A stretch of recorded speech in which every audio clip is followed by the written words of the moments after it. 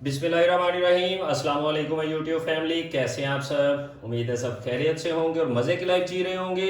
अल्लाह पाक आप सबको अपने हिफ्ज़ ईमान में रखे और सेहत तंदुरुस्ती वाली लंबी ज़िंदगी अता फरमाए।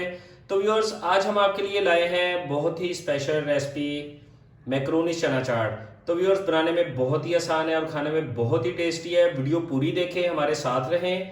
बनाते हैं मैक्रोनी चना चाट। तो व्यूअर्स, मैक्रोनी चना चाट के लिए हमें जो जो इंग्रेडिएंट्स चाहिए वो मैं आपके साथ शेयर करता हूँ। मैक्रोनीज हमने ली हैं 1 कप। ये बाजार से आपको खुली भी मिल जाती हैं, पैकेट वाली भी मिल जाती हैं। मैक्रोनीज 1 कप ली हैं। चने हमने भिगो के रखे थे 1 कप। उसके बाद आलू भी हमने 1 कप लिए हैं, छोटे साइज के 2 से 3 अदद आलू हैं। खीरे भी हमने 1 कप लिए हैं। प्याज भी 1 कप और टमाटर हमने लिए हैं 2 से 3 अदद। इनको हमने बारीक बारीक छोटा छोटा काट लिया है। इमली की चटनी हमने ली है 3 टेबल स्पून।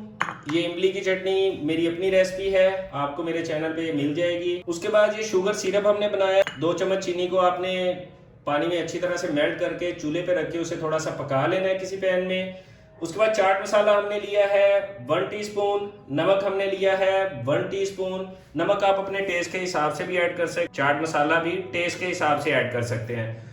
तो व्यूअर्स, अब हम चने, मैक्रोनीज और आलू को बॉईल कर लेते हैं। बॉईल करने के बाद आपसे दोबारा मिलते हैं। बिस्मिल्लाहिर्रहमानिर्रहीम। तो व्यूअर्स, हमने चने भी बॉईल कर लिए हैं, मैक्रोनीज भी बॉईल कर लिए हैं और आलू भी बॉईल कर लिए हैं। तो व्यूअर्स, चने तो हम प्रेशर कुकर में भी बॉईल कर सकते हैं, आलू भी बॉईल करने का नॉर्मल तरीका है। मैक्रोनीज बॉईल करने का थोड़ा सा अलग तरीका है। इसको बॉईल करते वक्त आप 1 चम्मच इसमें घी या ऑयल ऐड कर दें, साथ में इसके आप हल्का सा नमक ऐड कर दें और इसे मुसलसल हिलाते रहें। तो अगर आपको समझ ना आए तो मेरे चैनल पे दूसरी रेसिपी भी है मैक्रोनीज की, आप उसको देख सकते हैं कि मैक्रोनीज कैसे बॉईल की जाती हैं। तो व्यूअर्स, हमारे सब इंग्रेडिएंट्स बिल्कुल रेडी हैं। अब हम चना चाट तैयार करते हैं। तो व्यूअर्स, हमने एक बड़े साइज का बाउल ले लिया है। इसमें हम चने ऐड करेंगे।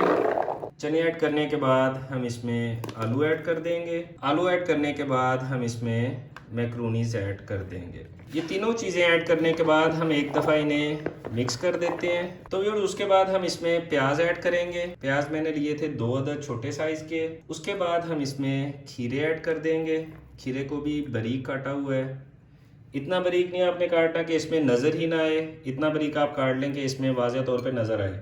और दूसरी मेन बात जो है, आपने खीरे को छीलना नहीं है, खीरे को छीले वगैरह आपने ना ऐड करना है इसमें। उसके बाद हम इसमें टमाटर ऐड कर देंगे।